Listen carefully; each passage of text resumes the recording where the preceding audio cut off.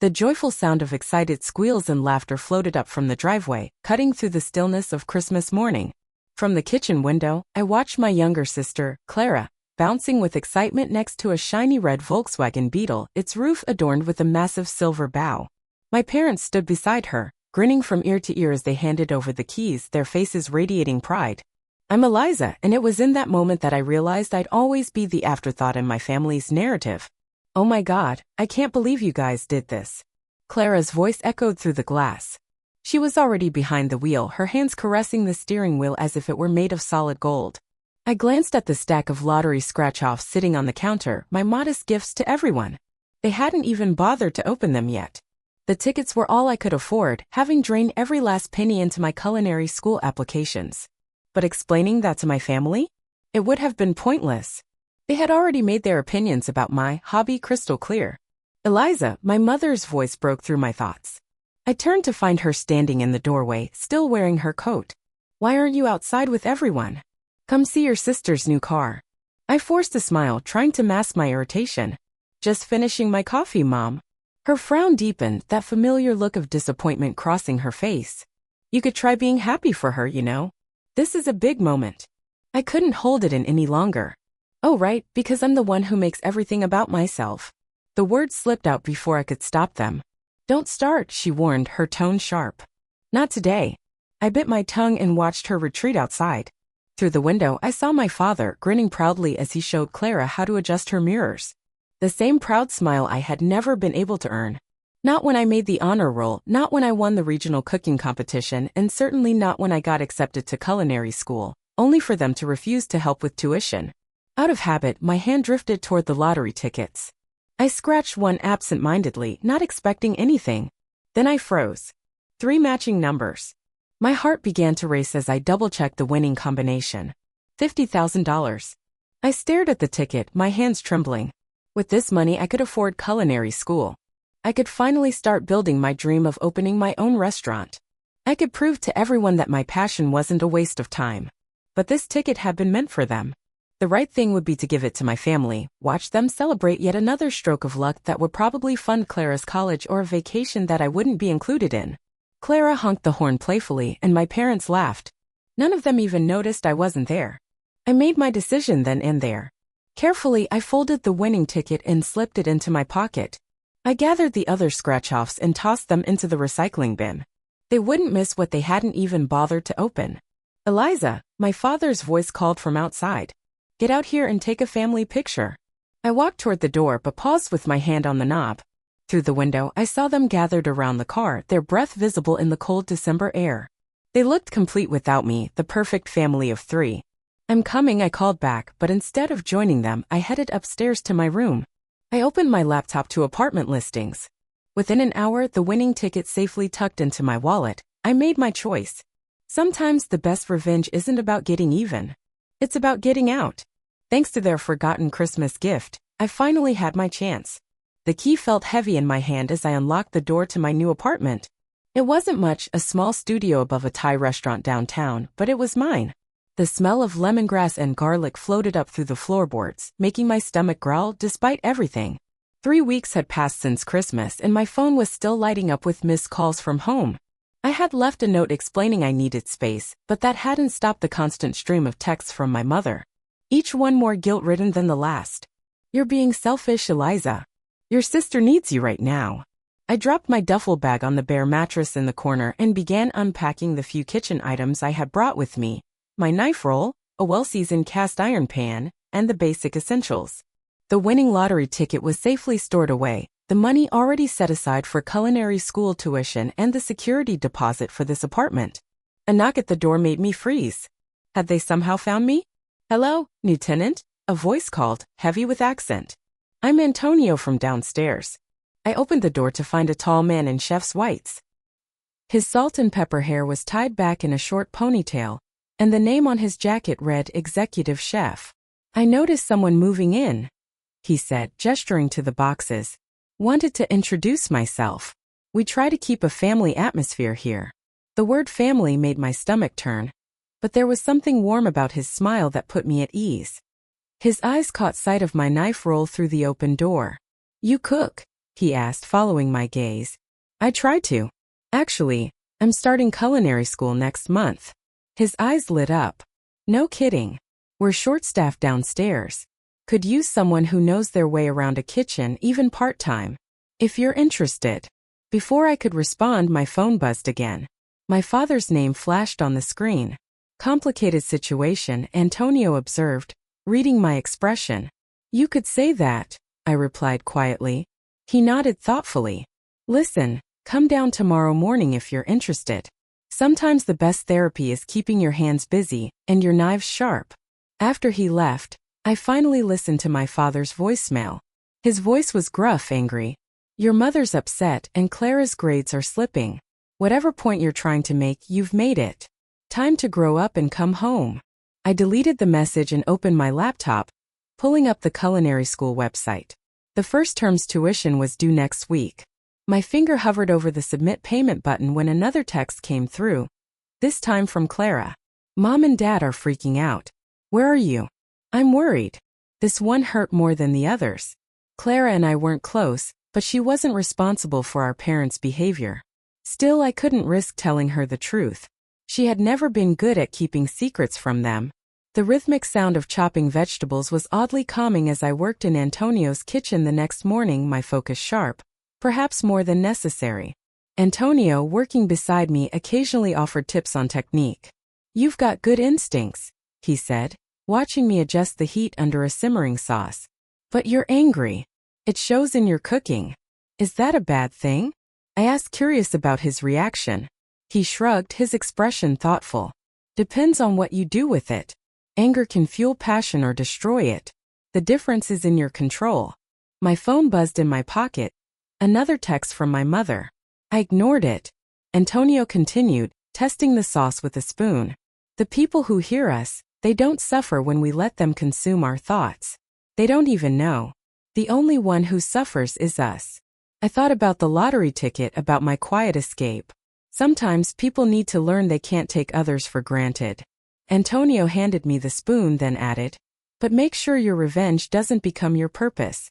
Taste this, what's missing? I sampled the sauce, mulling it over. Salt? And maybe a touch of acid? He smiled. Exactly. Balance is everything. In cooking and in life. Just then, the kitchen door swung open and a server rushed in. Chef, there's a woman out front asking about Eliza. She says she's your mother. My heart stopped. Through the kitchen window, I could see her scanning the dining room, with Clara trailing behind like a shadow. Antonio looked at me, and I met his gaze, uncertain. Back door. Through the alley, he said quietly. But remember, you can't run forever. Eventually, you have to stand your ground and serve what you've prepared. I nodded, already tying on my apron. The real test, I realized, wasn't in running away, it was in choosing when to stay and fight. 3 months into culinary school, I was finally settling into a rhythm. Between my morning classes, afternoon shifts at Antonio's restaurant, and late nights spent planning my future kitchen, I barely had time to think about my family. That should have been my first warning. Something was about to blow up. It was during dinner prep when Isabella, my old friend from high school cooking club, and now a rising star chef at one of the city's top restaurants, walked into Antonio's kitchen. She looked just as I remembered. Perfectly styled hair, crisp chef's whites, and that smile that never quite reached her eyes. Eliza Lawson, she said, leaning casually against the prep table. I heard rumors you were working here, but I couldn't believe it. Shouldn't you be running your own place by now? I kept chopping vegetables, maintaining the steady rhythm Antonio had taught me. Still learning. Not all of us had parents paying our way through Le Cordon Bleu. Isabella pulled out her phone, scrolling through something. Speaking of parents, she said, I ran into your mom at that charity dinner last week. She seemed worried about you. My knife slipped, nearly catching my finger. You talked to my mother? Isabella raised an eyebrow. She mentioned something about you stealing money and running away. Pretty dramatic, even for you. The kitchen suddenly felt too hot, too small. That's not what happened, I said, my voice shaking slightly. She smirked. I also heard from some investors I know that you've been shopping around a business plan for a restaurant. Interesting timing considering. She let her words hang in the air as my hands began to tremble. What do you want, Isabella? I managed to ask. I'm just concerned about my old friend, she said with a sugary smile. Starting a restaurant takes more than just money. It takes connections, reputation, stability. She emphasized stability. It'd be a shame if potential investors heard rumors about where your startup capital really came from. Before I could respond, Antonio's voice boomed from the doorway. Everything okay in here? Isabella's smile shifted to a saccharine sweetness. Just catching up with an old friend. Actually, I came to talk business. Chef Antonio, my restaurant is hosting a pop-up event next month featuring promising new talent. We'd love to have Eliza participate. Antonio glanced at me, but I couldn't meet his eyes. I'll let her think about it, he said firmly. Now if you'll excuse us, we have service to prepare for. After Isabella left, I gripped the edge of the prep table, trying to steady myself. She's going to tell everyone. I can't let her. Antonio's gaze was steady. Tell everyone what? I explained, my voice quiet. The lottery ticket. My escape. The plans I've been working so hard to build. They're all in danger of falling apart. Antonio listened without judgment, then handed me a towel to wipe my hand. Now you have a choice, he said. You can run again, or you can face this head-on. I hesitated. She'll destroy everything I've worked for. Will she? Antonio picked up my knife, testing its edge. Or will she just expose what you've been afraid to face? Sometimes, he continued, our biggest fears are just shadows, Eliza. They disappear when we shine a light on them. Just then, my phone buzzed with a text from an unknown number.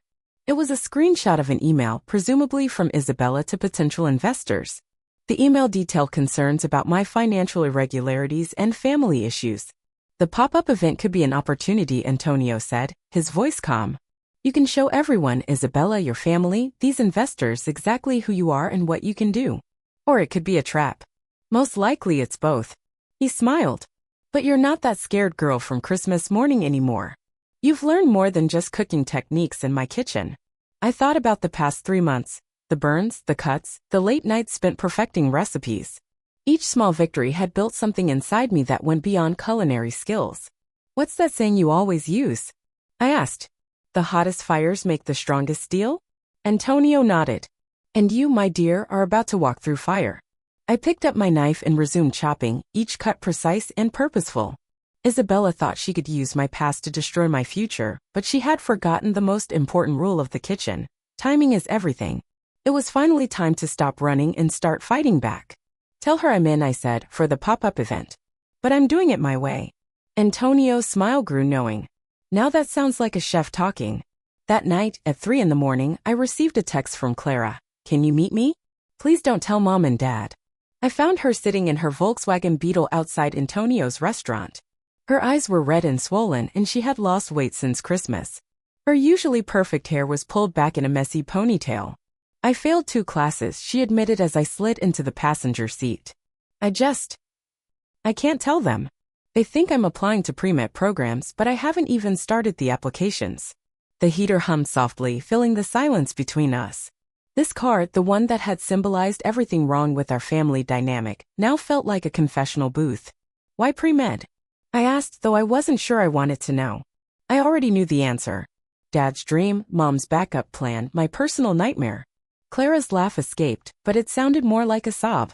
How do you do it, Eliza? Just walk away from their expectations.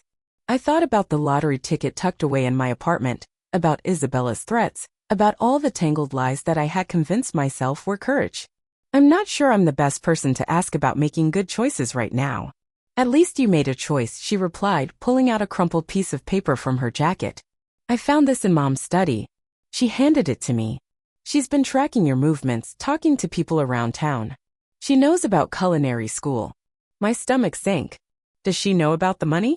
Not yet, but she's obsessed with figuring out how you're paying for everything. Clara paused, her voice dropping. She thinks you're involved in something illegal. Dad's talking about hiring a private investigator. The irony wasn't lost on me. In trying to escape their control, I'd only given them more reasons to meddle in my life. There's more, Clara continued. I overheard Mom talking to Isabella Mitchell's mother at the country club. They're planning something for the pop-up event. Some kind of intervention or confrontation. They want to save you from yourself, or whatever. My fists clenched. Of course, Isabella would involve our mothers. She knew exactly how to twist the knife. You should tell them the truth, Clara suggested quietly. About everything. Like you're telling them the truth about pre-med? I regretted the words as soon as they left my mouth. Clara flinched. We're both trapped in different versions of the same cage, she said, her voice wavering. Maybe we could help each other. I could come to your pop-up event, run interference with Mom, and you could help me figure out how to tell them about changing my major. To what? Photography. She pulled out her phone, showing me a gallery of stunning food photos. I've been practicing at restaurants around town. That's actually how I found out where you were working. The images were beautiful, playing with light and shadow, capturing the essence of each dish. They were nothing like our mother's rigid, perfectionist approach to everything. They're incredible, Clara, I said. Really? I think I'm just being stupid and selfish, she admitted. Throwing away a real career for something I love. Yeah, I know that feeling, I replied. A car drove past, its headlights sweeping across us. For a moment I saw us as we really were. Two sisters both running from the same shadows, but in different directions. I have to be at the restaurant in 3 hours, I said. Want to come in? I could teach you some plating techniques. Give you something interesting to photograph. She smiled a real smile. Not the perfect one she used for our parents. I'd like that. As we walked into Antonio's kitchen, something shifted inside me. The revenge I had sought wasn't just about proving my parents wrong anymore. It was about breaking a cycle. It was about creating space for both Clara and me to become something other than what our parents demanded. But first, I had to survive Isabella's pop-up event. With our mothers involved, the stakes were higher than ever. This wasn't just about my future anymore. It was about Clara's too. Hey, I said, handing her an apron. Want to learn how to make Mom's favorite dessert? I have some ideas for improving it. Clara grinned, her expression turning mischievous. Now that sounds like a photo opportunity. The pop-up event was 3 days away when everything started falling apart. I was finalizing my menu in Antonio's kitchen when Clara burst through the back door, clutching her phone. You need to see this, she said, thrusting the screen at me. It was Isabella's Instagram story. A beautifully plated dish that looked exactly like my signature recipe, the one I had been developing for months. The caption read, "Sneak peek of our upcoming showcase. Sometimes the best innovations come from unexpected places." My hands trembled as I wiped them on my apron. She's been watching me. Someone's been feeding her information. That's not all, Clara said, swiping to another post. It was a series of photos from a private investor meeting at Isabella's restaurant. In the background of one shot, I could see my mother sitting at the table, her face animated in conversation. The knife I had been holding clattered onto the cutting board. She's working with Mom, I whispered. I overheard them yesterday. Mom's been telling potential investors about my unstable behavior and questionable finances. They're trying to make sure no one backs my restaurant plans. Antonio appeared beside us, his expression grim. The health inspector just called. Someone filed multiple complaints about our kitchen. They're coming tomorrow, right before your big prep day. The timing wasn't a coincidence. Isabella knew exactly how to hurt me, using my own mother as a weapon. The room began to spin, and I gripped the edge of the prep table. I can't do this, I whispered. Maybe they're right. Maybe I'm in over my head. No, Clara's voice was firm. That's exactly what they want you to think. But look at this. She pulled up her camera roll, showing me photos she had taken during our late-night cooking sessions. The images were stunning, capturing not just the food but the passion and creativity behind each dish. This is who you are, Eliza, she said. Not their lies. Not their manipulation. Antonio picked up my fallen knife, testing its edge as he always did when making a point. You know what separates a good chef from a great one? It's not talent, not even creativity. It's what they do when everything goes wrong. But she stole my recipe, I said. Then make a better one, Antonio replied, handing me the knife. Show them who you really are, not who they think you are. I looked at the knife in my hand, remembering all the nights I had spent practicing, the burns and scars earned through determination, not just natural talent. Isabella might have stolen my recipe, but she couldn't steal my passion. Clara, I said slowly, how good are you at social media marketing? She grinned. Better than Isabella, that's for sure. Good, I said. Because I have an idea. I turned to Antonio. Remember that fusion dish we talked about? The one that combines Mom's traditional family recipe with modern techniques? He smiled, spreading across his face. The one that's too risky, too controversial? Exactly. Isabella wants to play it safe, stick to stolen classics. Let's give them something they can't copy, something that tells our whole story on a plate. For the next few hours, I recreated my mother's signature dish, but each element was transformed.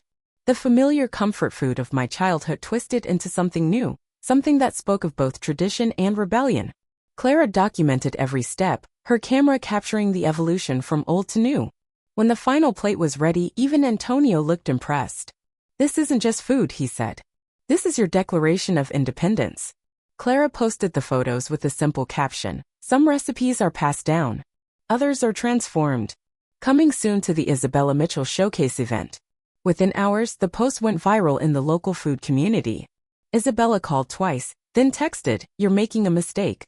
Back down now or everything comes out, about the money, about your family. Everything." I showed the text to Clara and Antonio, my hand steady for the first time all day. "Let it come out." "I'm done hiding," I said, my voice firm. Antonio nodded approvingly. "Now you're cooking with fire," he said with a knowing smile. Clara lowered her camera, her eyes serious.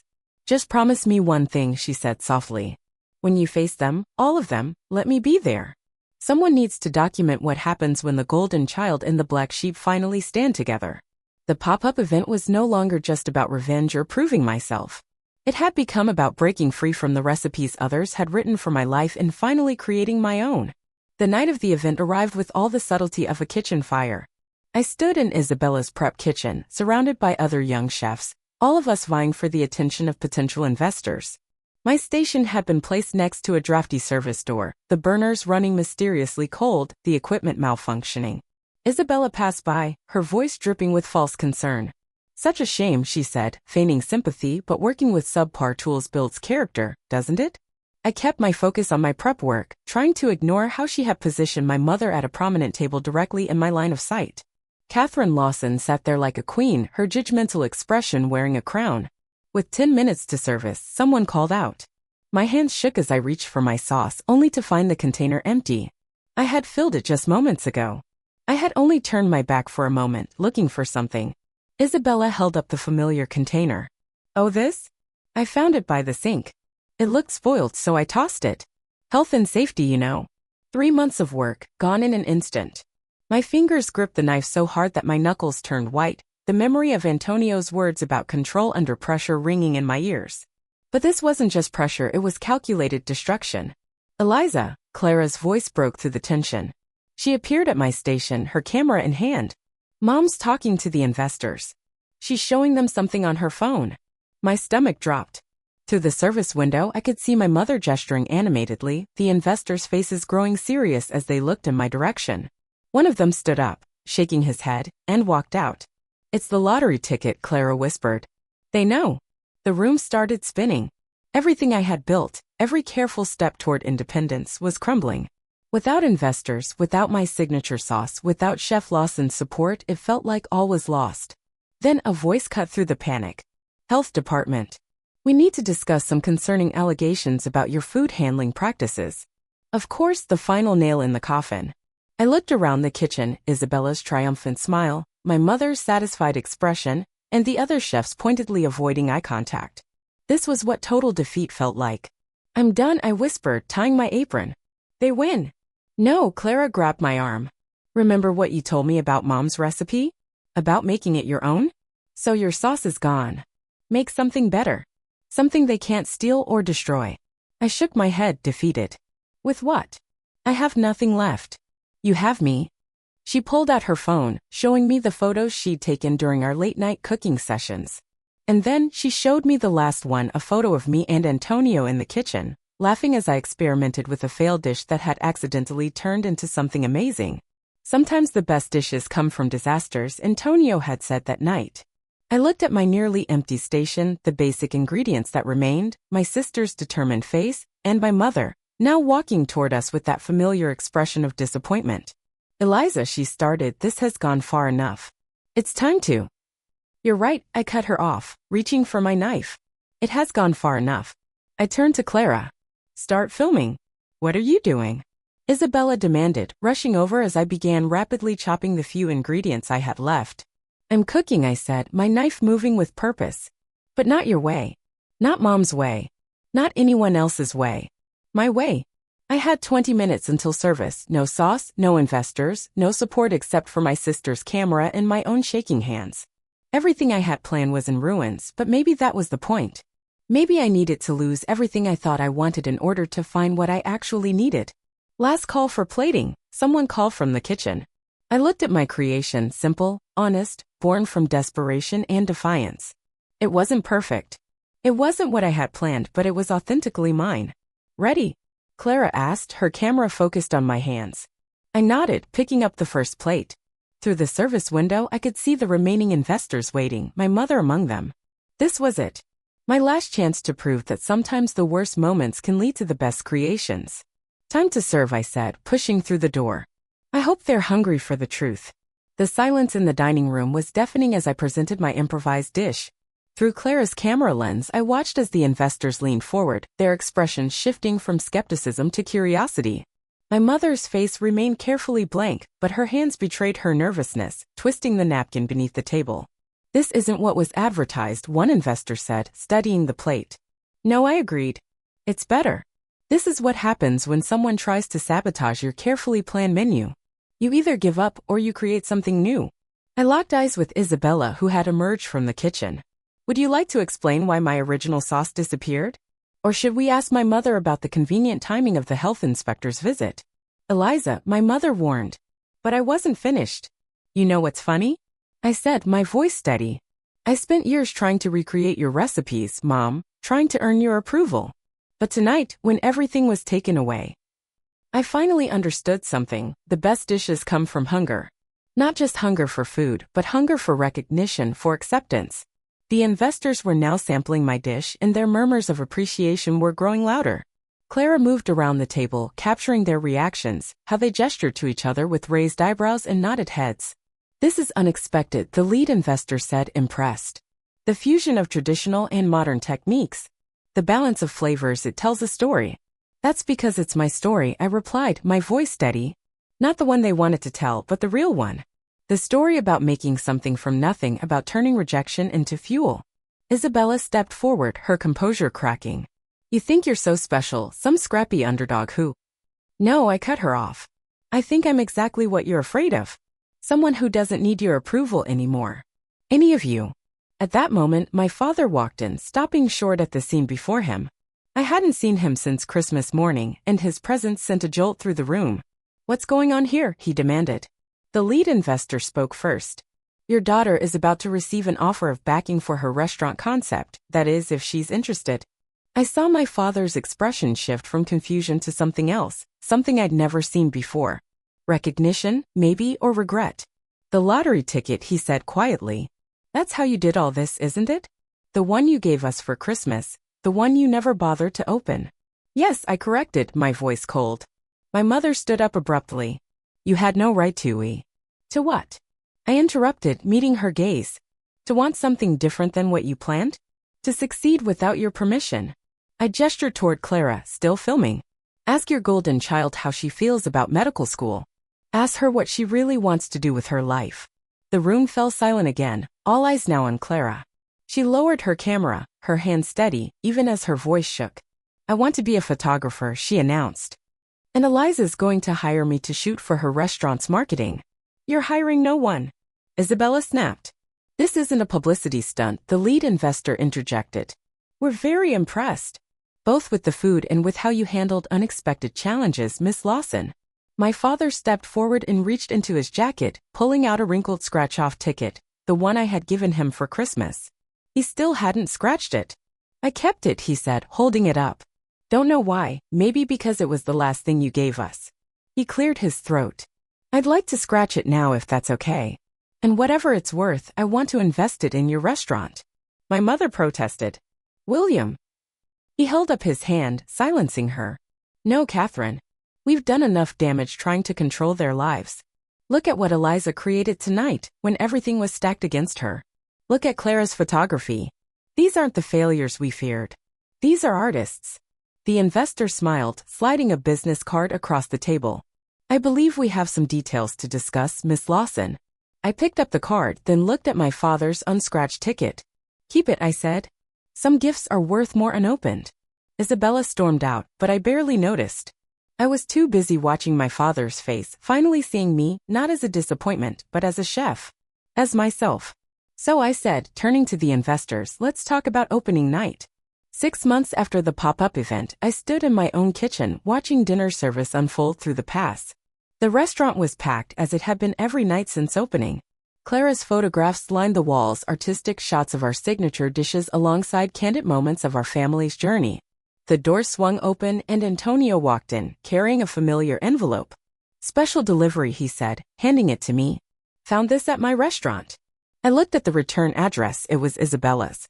Inside was a single page. I read it quietly. I closed my restaurant last week. Turns out success isn't worth much when you build it on other people's recipes. You were right. The hunger has to be your own. I folded the letter, thinking about how revenge had stopped tasting sweet somewhere along the way. Have you seen today's special? I asked Antonio, nodding toward a dish waiting at the pass. He smiled, recognizing the dish. How did she take it? She cried, I admitted, then spent an hour telling me everything I'd done wrong, while secretly eating every bite. Through the kitchen window, I could see my family at their regular table. My father was showing Clara something on her camera, probably discussing her upcoming gallery show. My mother sat straight-backed as always, but her eyes kept drifting to the kitchen with something that looked almost like pride. Chef, one of my line cooks called out, we have a situation. I turned to find a familiar face at the kitchen door. It was Isabella, looking smaller somehow, less certain. I'm not here to cause trouble, she said quickly. I wanted to know if you're still hiring prep cooks. The kitchen fell silent, everyone watching for my reaction. 6 months ago, I would have savored this moment of defeat. Now, looking at her, I saw something of myself, that same hunger, just pointed in the wrong direction for too long. Tomorrow morning, 6 a.m., I said, not missing a beat. Don't be late. And Isabella, bring your own recipes this time. She nodded, a flash of relief crossing her face before she hurried out. Antonio squeezed my shoulder. You're not the same chef who burned with revenge in my kitchen. No, I agreed, smiling. I'm better. Speaking of which, I pulled out the lottery ticket my father had kept unscratched all these months. He'd given it back to me last week, saying some gifts needed to come full circle. Want to do the honors? I offered it to Antonio. He shook his head. Some things are worth more unscratched. The mystery of what could have been sometimes teaches us more than knowing. The dinner rush was picking up, tickets streaming in. I tucked the ticket into my chef's coat, where it settled next to my heart, like a reminder of how far I'd come. Eliza, Clara called from the dining room. Mom's critiquing your plating again. I laughed, reaching for my knife.